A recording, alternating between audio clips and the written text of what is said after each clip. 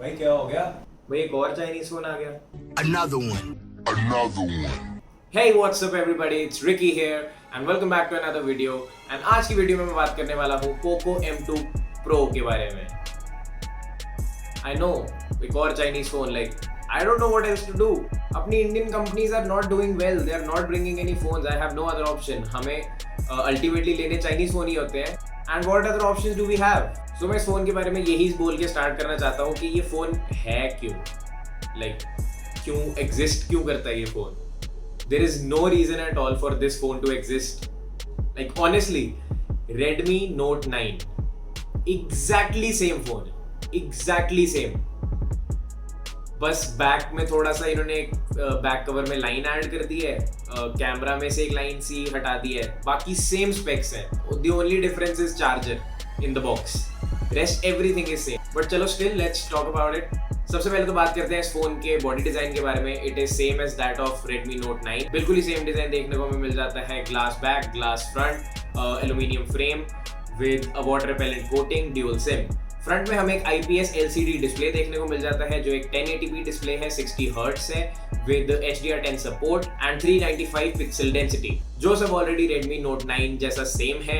Next हम बात करते हैं इस फोन के चिपसेट और सॉफ्टवेयर के बारे में. इसमें हमें Android 10 देखने को मिल जाता है right out the box and also MIUI 11, that is the latest MI software. Obviously हमें ये पोको फोन है तो इस पे एक पोको स्किन देखने को मिलती है that is just slightly different and थोड़ा एक्सपीरियंस डिफरेंट कर देगी, बिल्कुल हल्का सा. एंड चिपसेट के लिए we get Snapdragon 720G which is also really good for the price. And हमें Adreno 618 देखने को मिल जाता है. नाउ सिंस ये एक 700 सीरीज का प्रोसेसर है तो उसकी वजह से हमें जो हमारा गेमिंग एक्सपीरियंस होगा काफ़ी अच्छा और स्मूथ होगा. It will not be bad at all. Next बात करते हैं इसके मेमोरी वेरिएंट्स की. It starts from 4GB RAM and 64GB ROM with a dedicated micro SD card slot and also UFS 2.1 storage. Now, the price for this phone is starting from 14,000 rupees. Actually 17,000 hai, but currently you can get this phone for 14,000 rupees on Flipkart. So according to that price, 4GB RAM, 64GB ROM and all the specs that I earlier mentioned are pretty good. 700 series का अगर हमें chipsets 14,000 के phone में देखने को मिल रहा है, well this can only be done by Chinese phones because वहाँ की manufacturing cost is less. Next up we have the camera setup. This phone also has a quad camera setup just like almost all the other phones right now in the market with a 48 megapixel main camera, 8 megapixel ultrawide camera, 5 megapixel macro camera and 2 megapixel depth sensor. इसके main camera से आप 4K 30 FPS तक की videos record कर सकते हैं.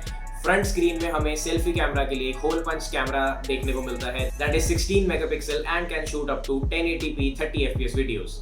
Now इसका camera की जो बात करें, हमने पहले Redmi Note 9 का कैमरा देखा हुआ है. It has pretty decent photos and for its price range specially अगर हम इसको एक 14,000 के फोन की तरह देखें तो जिसकी फोटोज हैं are pretty good. And the other features that we get to see in this phone are like the fingerprint sensor जो साइड माउंटेड है, इट इज प्रीटी गुड. इसके अलावा हमें एक सिंगल लाउड स्पीकर देखने को मिलता है बट 14,000 के प्राइस रेंज में that is a good thing.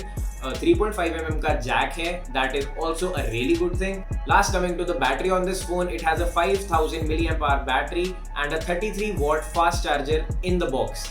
सिर्फ ये एक डिफरेंस है जो पुराने Redmi Note 9 से इस फोन में डिफरेंट है, दैट इज जो हमें फास्ट चार्जर देखने को मिलता था इन Redmi Note 9 वो 18 watt फास्ट चार्जर था, इसमें हमें 33 watt फास्ट चार्जर देखने को मिलता है. नाउ समिंग इट अप, जो ये फोन है अल्टीमेटली काफी ज्यादा अच्छा है फॉर इस प्राइस रेंज. जो स्पेक्स हैं are pretty good, fast charger है, हेडफोन जैक है, कैमरा अच्छा है, प्रोसेसर अच्छा है, स्क्रीन अच्छी है. But all this brings me to the fact that ये एक चाइनीज फोन है एंड इसलिए इतना सस्ता है. But at least one good thing about this phone is that it is made in India. चाहे ये एक चाइनीज कंपनी है but still the product is made in India, so India ultimately benefits from that. Keeping all the biases aside कि ये Chinese phone है और already एक similar product market में हमें अवेलेबल है एट ऑलमोस्ट सिमिलर प्राइस, जो इसका फील है वो काफ़ी प्रीमियम है फॉर इट्स प्राइस. काफ़ी ज़्यादा अच्छा लगता है, काफ़ी ज़्यादा अच्छी स्पेसिफिकेशन है इस फोन की. Now there have been many complaints that this phone comes with many bloatware apps like the apps that have been banned by the government. जो 59 apps banned हैं उनमें से कुछ apps इसमें प्री इंस्टॉल्ड आ रही हैं and company hasn't removed them. Now I understand कि obviously ये फोन अभी नहीं बना exactly क्योंकि ये जो ऑर्डर है of banning 59 apps वो अभी recent है. जो ये फोन मैन्युफैक्चर हुआ that might have been manufactured a month ago, so इसलिए जो शिप हो रहा है उसमें ये वाली एप्स अभी भी हैं।